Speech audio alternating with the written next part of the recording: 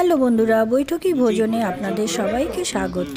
আজ আমি আপনাদের সাথে কড়াইশুঁটির রেসিপি শেয়ার করব, কারণ কড়াইশুঁটি অনেক পাওয়া যাচ্ছে এখন শীতকালে, যার জন্য এই কড়াইশুঁটির নানান রকম রেসিপির মধ্যে কড়াইশুঁটি পুর দিয়ে আজকে আমি কিভাবে এই স্ন্যাক্সটা তৈরি করেছি তো চলুন দেখে নিই। আমি এখানে নিয়েছি, এই দেখুন, চিড়েকে ধুয়ে প্রথমে আমি পরিষ্কার করে নেব। সামান্য জল দিয়ে আমি ধুয়ে এরকম রেখে দিয়েছি ভিজিয়ে, কিছুক্ষণ ভেজতে দিয়ে দিলাম এগুলোকে। আর এরপর এই দিকে আমি নিয়ে নিলাম কড়াইশুঁটিকে ছাড়িয়ে একটা মিক্সিং জারে দিয়ে দিচ্ছি আদা, আর তার সাথে দিয়ে দিচ্ছি কাঁচা লঙ্কা, আর সামান্য জল দিয়ে আমি একটা পেস্ট তৈরি করে নেব। আর দিয়ে দিচ্ছি রসুন, দিয়ে দিলাম একটুখানি জল দিচ্ছি, খুব বেশি এখানে দেব না জলটা, দিয়ে আমি এগুলোকে পেস্ট করে নিলাম। আর এই দিকে একটা প্যান গরম করে নিয়েছি, এতে আমি সাদা তেল দিয়ে দিয়েছি। আর এর মধ্যে দিয়ে দেব ফোড়নের জন্য আমি কালি জিরে, এর মধ্যে ফোড়নে দিয়ে দিচ্ছি, আর সাথে দিয়ে দিলাম হিং। ফোড়নটা একটু গরম হয়ে এলেই এর মধ্যে আমি করে রাখা পেস্টটা অ্যাড করে দেব। শীতকালে বাজারে কড়াইশুঁটি প্রচুর পাওয়া যায়, এই সময় কড়াইশুঁটি দিয়ে নানান রকম রেসিপি আমরা করেই থাকি, তার মধ্যে এই একটা রেসিপি অন্যতম, অবশ্যই করে দেখতে পারেন। যেইভাবে আমরা কড়াইশুঁটির পুর তৈরি করি ঠিক একইভাবে এই পুরটাকেও রেডি করে নিতে হবে। লো ফ্লেমে আমি ভেজে নিচ্ছি, এর মধ্যে নুনটা অ্যাড করে দিয়েছি, আর দিয়ে দেব চিনি সামান্য, এর মধ্যে একদম লো ফ্লেমে ভাজতে হবে। ভাজতে অনেকটা শুকিয়ে আসবে, তারপর প্যান থেকে আপনার থেকেই ছেড়ে আসবে। জলটা একদম যখন শুকিয়ে যাবে বুঝতেই পারবেন যে প্যানে একটুও লাগছে না, তখনই বুঝে যাবেন যে পুরটা একদম আমাদের রেডি হয়ে গেছে। তারপর কিছুক্ষণের জন্য আমি ঠান্ডা করে নেব। আমি গ্যাসের ফ্লেমটাকে অফ করে দিয়েছি, দেখুন একদম কড়াই থেকে ছেড়ে আসছে। আর এই দিকে চিড়েটা আমার অনেকটাই ভিজে গেছে, এই যে এইভাবে। আর যদি মনে হচ্ছে অনেকটাই শুকিয়ে এসছে, তাহলে হাতে সামান্য জল নিয়ে তারপর চারদিকে দিয়ে আরও একবার খুব ভালো করে, যেভাবে আটা মাখি আমরা ঠিক ওইভাবে করে মেখে নিতে হবে।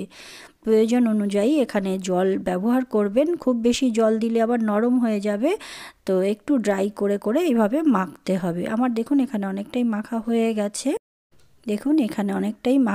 গেছে, খুব বেশি নরমও করব না, আর খুব একটা শক্তও করব না। এখানে প্রায় মাখা হয়ে গেছে, এইভাবেই দেখুন হয়ে গেল আমার।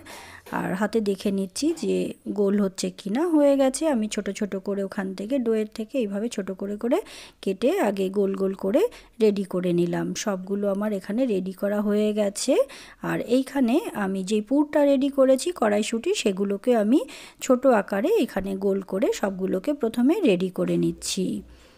এই যে এইভাবে আমি সবগুলো এক এক করে রেডি করে নিলাম। এরপর একটা চিড়ের যে ডোটা আমরা করেছি সেটাকে এইভাবে হাতের তালুতে নিয়ে এর মধ্যে কড়াইশুঁটির পুরটাকে আমরা দিয়ে দেব। এইভাবে করে এই যে এইরকম করে ঠিক বসিয়ে দিলাম, দিয়ে যতটা সম্ভব মুখটাকে হাত দিয়ে চেপে নিয়ে একটু মুখটাকে বন্ধ করে নিতে হবে, কারণ এটা চিড়ে দিয়ে করা, অনেক সময় ফেটে যায়, যার জন্যই একটু এইভাবে হাতটাকে ভিজিয়ে নিয়ে বারবার হাতের মধ্যে সামান্য জল নিয়ে তারপরে মুখটাকে এইভাবে করে বন্ধ করে নিতে হবে। বন্ধ করে নিয়ে ঠিক মুখটাকে উল্টে দেব, দিয়ে হালকা হাতে করে প্রেস করে নিয়ে একটা এইভাবে করে, দেখুন আমি যেইভাবে চ্যাপটা করে দিয়েছি ঠিক এইভাবে করে, আর এর চেয়ে বেশি বড় আমরা করব না, হাতের তালুতে একটু প্রেস করে এইভাবে করে নিয়েছি। সবগুলো আমি এইভাবে করে রেডি করে নেব। এই রকম করে একটা স্ন্যাক্স তৈরি করে সন্ধ্যাবেলায় ভীষণই ভালো লাগবে, অবশ্যই করে দিতে পারেন, বাচ্চা বড় সবারই ভালো লাগবে। ধনে পাতার চাটনি দিয়ে খুব ভালো লাগবে, এই স্ন্যাক্সটা অবশ্যই করে দেখবেন। আর এইদিকে প্যান গরম হয়ে গেছে, এতে আমি সাদা তেল দিয়ে দিয়েছি।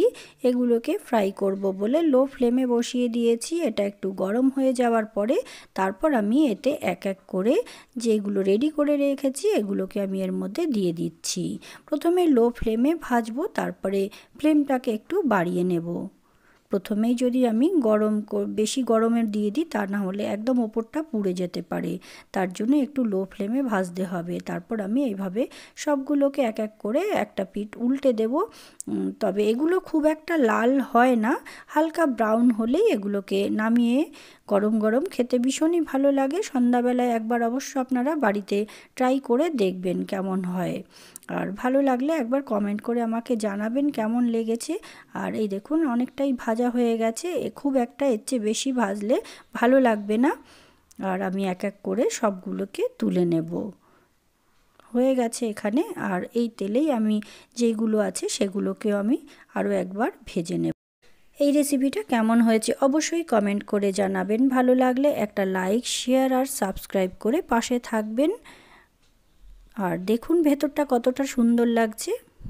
অবশ্যই ট্রাই করে একবার বাড়িতে দেখবেন। ধন্যবাদ।